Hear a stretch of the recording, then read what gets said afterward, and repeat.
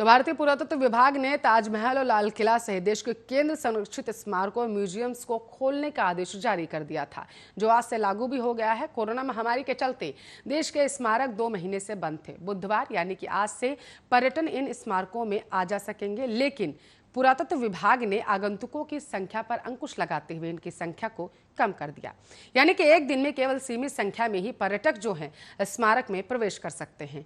पुरातत्व विभाग के इस आदेश के बाद देश के 3693 म्यूजियम्स और 50 स्मारक पर्यटकों के लिए खुल जाएंगे और विजिटर्स अपने पसंदीदा स्मारकों का आनंद ले सकेंगे। इसके लिए नियम भी बनाए गए हैं, जिसमें पर्यटकों की संख्या भी शामिल है।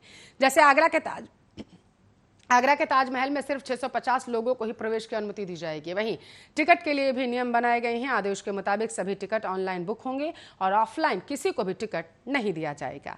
ऑनलाइन टिकट के लिए वेबसाइट शुरू कर दी गई है। मास्क और सोशल डिस्टेंसिंग के साथ सभी पर्यटकों को निर्देश दिया गया है कि स्मारक के अंदर किसी की भी चीज को ना छुआ जाए।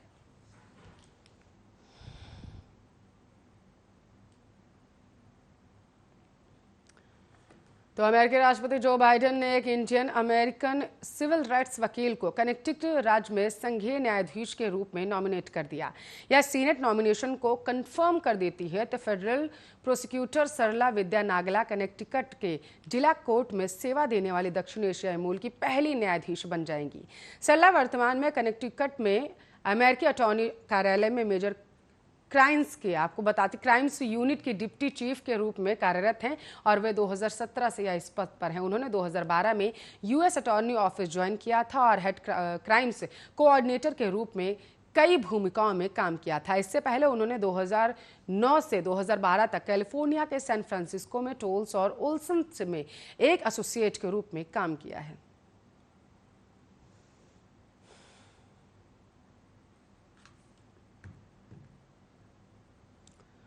साल 2000 से ही देश में हॉलमार्किंग की व्यवस्था है, लेकिन इसे अनिवार्य नहीं बनाया गया। फिलहाल देश में 30% सोने की ही हॉलमार्किंग की जाती है। अगर आप सोना खरीदने की योजना बना रहे हैं तो ये खबर आपके लिए बेहद महत्वपूर्ण है। सरकार की ओर से सोने के आभूषण की हॉलमार्किंग अब अनिवार्य हो गई है। इसका मतलब ये हुआ कि उसके बाद कोई भी ज्वेलर्स बिना हॉलमार्किंग के सोने के आभूषण नहीं बेच पाएगा। फिलहाल ये नियम देश के चुनिंदा 256 जिलों में लागू है।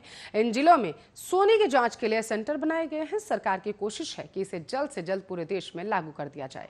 हालांकि कुछ किस्म के सोने के आभूषणों और वस्तुओं को अभी इस नियम से छूट दी गई। ऐसे ज्वेलर्स जिनका टर्नओवर 40 लाख से ऊपर है, उन्हें इस नियम से छूट दी गई है। मतलब वो बिना हॉलमार्किंग के भी सोना बेच सकते हैं। घड़ियां, आपको बताते चले, फाउंटेन पेन और कुंदन पोल्की और जड़ाऊ जैसे विशेष किस्म के सोने के आभूषणों पर भी ये नियम लागू नहीं होगा।